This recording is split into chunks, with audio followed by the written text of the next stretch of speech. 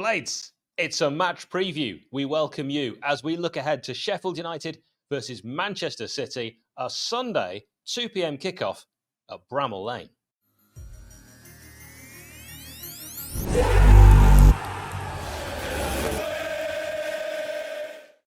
Our last match was Sheffield United versus Sheffield United, or at least that's how it looked after 3 minutes. The Blades looked more susceptible to an adverse reaction to crosses than a demonic, bed-bound, vomiting child. But the only ones left feeling sick were in the Forest away end, as our hopes of snatching a draw sank like an anvil in the shape of an air-kicking Max Lowe chucked unceremoniously into the River Trent. Like an M. Night Shyamalan movie, we saw the signs. A defence that looked once unbreakable, split, and in a twist that no one saw coming, Jack Robinson has been United's best defender in a 3, which has certainly kept me wide awake. No one wants to see Anel leaky at the back. And in an unrelated matter, 𝗍𝗿𝗲 is still looking for a clean sheet. And like those that abstain on the holy day, unlikely to come on Sunday. Forest 2, Sheffield United 1. What a goal by 𝗍𝗲𝗄, by the way. So good, I wrote a song. You're welcome. Let's talk about Gus, baby. Let's talk about Slim Money. Let's talk about Vinny Souza, Willa Sula, and Trustee. Let's talk about Gus. Blades team news. Well, 𝗍𝗿𝗶𝗶-𝗵𝗂 featured for the development side against Bristol City on Tuesday on his road to recovery. Love seeing that. Slimani could miss out again. Who knows what's going to happen with McBurney? The big question online seems to be, should Louis Marsh get a look in after his hat-trick heroics against that Bristol City Academy side? Well, I think if you want my opinion, Louis Marsh wouldn't be the one for this game. All it would prove is he can run around chasing shadows for 90 minutes. If you want that, then start him against City. Maybe a cameo role later on, depending on what the state of the game is, but I don't think this is the game for him. I think we should protect him and let him develop at the right leisurely pace. He's quite an exciting prospect, but no need to rush it.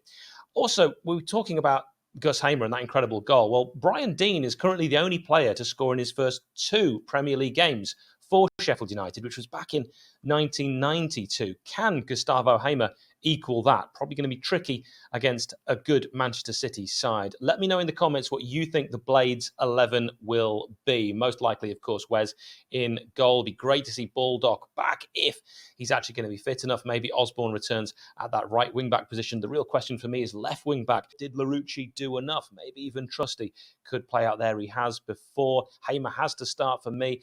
Norwood, if he appears, well, he's scheduled to be United's Premier League record appearance holder with 72 Premier League appearances, the same as Carl Bradshaw. What a legend. Souza, I think, even after he only lasted about 60 minutes, will start.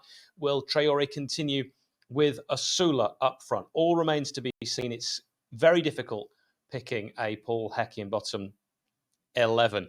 When we come to the opposition team news, that arguably might even be easier for me to do, and I don't support Manchester City, and that probably tells you all you need to know, although sometimes Pep does like to rotate things. We'll look at that in a second. First, I would love to share with you how pleased we are to announce that this season, Sheff United Way is sponsored by Greene King Sports, where football is more than a game. Greene King Sport venues are showing every single televised Sheffield United game this season, and with more than 900 sports pubs across the United Kingdom, doesn't matter where you're based, Sheffield or Southampton, you can catch every minute of televised action. Keep an eye out during the season for events, offers, content and competitions.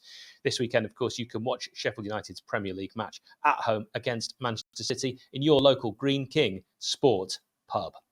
Let's look at Manchester City then. Pep Guardiola confirmed that John Stones will not be available until after the international break due to a muscle issue, which he sustained during pre-season. Bernardo Silva was absent during their hard-fought victory against Newcastle, and Kevin De Bruyne, their main playmaker, is expected to be sidelined for 4 to 5 months following his hamstring surgery. Pep himself will miss the next 2 matches for emergency back surgery. I'm sure when he saw those 2 matches were against us and Fulham, it was a relatively easy decision for him to make. So Ederson in goal, the back 4, a tough call. I'm going to assume, and maybe that'll make me look foolish, that it might be very few changes from the side that beat Newcastle. The same back 4, therefore, would be Kyle Walker, Akanji, Ruben Diaz, and Guardiola. Walker is staying and back in favour for now. I remember Pep saying that perhaps that wouldn't be the case last season. The only doubt I have is that Nathan Ake misses out again, and he was one of the best players last season for City. I've always been impressed when I've seen Ake. He and Rico Lewis could start if Pep really decides he wants to rotate, but then Akanji, the hybrid role that he plays for City, probably has to play. And Diaz is one of the first names on the team sheet.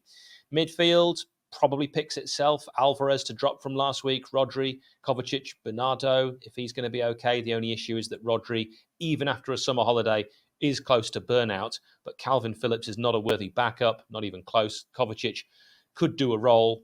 They've had a lot of rest, Manchester City, with no midweek game. What is it, 8 days rest? I would expect Rodri to start, then Foden, Grealish, and that man Haaland up front. Let's look at what Manchester City fans are thinking ahead of this game. Opposition View From, created by Roy's View. Go to roysviewfrom.com to read this yourself with your real eyes. Can anyone recommend a small team that I can start to follow, as it's getting a bit repetitive supporting Manchester City week in, week out, being the best team? There is no jeopardy anymore. I remember when I was glad when we had 40 points on the board. If you can recommend a team, not Manchester United, I hate them. That's one Manchester City fan's thoughts. These have all been collated from various forums. What's another City fan think ahead of this one? Straightforward run out against obvious relegation fodder. 3 points, move on. Pep isn't going to go with anything other than pretty much full strength. And another quote, very good team, Sheff United, and underestimate them at your peril. They have a great fighting spirit and will be keen for the biggest scalp in the league. I'd take 1-1 right now. I like that Man City fan. Not sure about the rest. Also, we're going to look at the referee for you now. This part of the programme is brought to you by 𝗵𝗶𝗶𝗲, a virtual band. Many of their members are Blades. They've got a new album out called Ouroboros, available wherever you listen to music. There's even songs featured about Sheffield.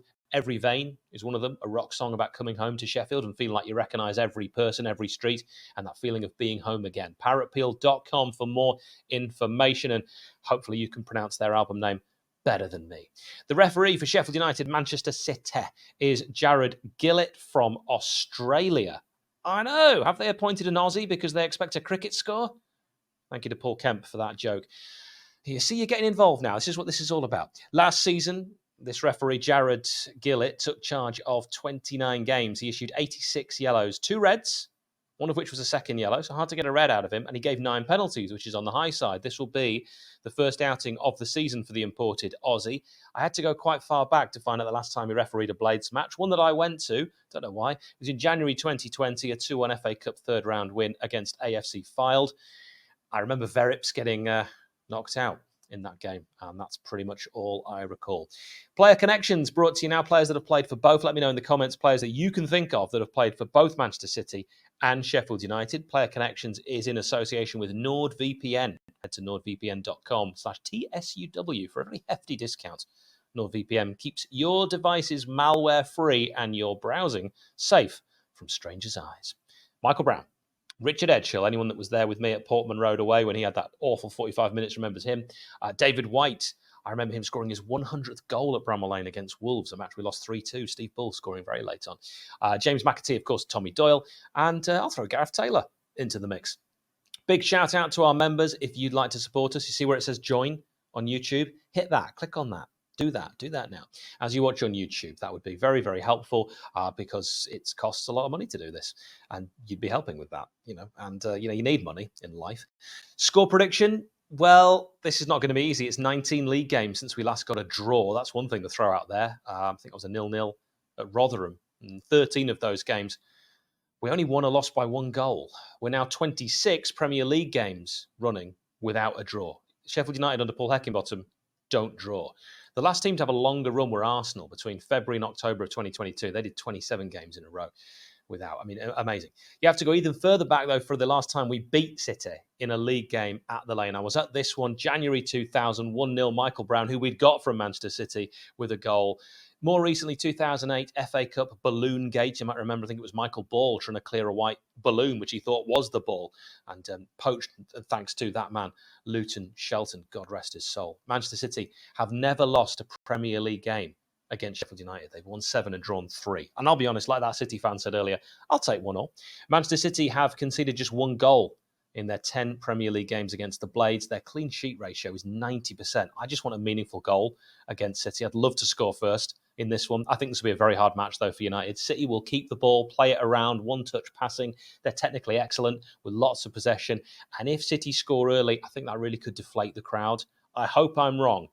My heart says 1-0 Blades, backs to the wall, gutsy performance. My head sees this being a long afternoon. I could see this being one of our biggest defeats.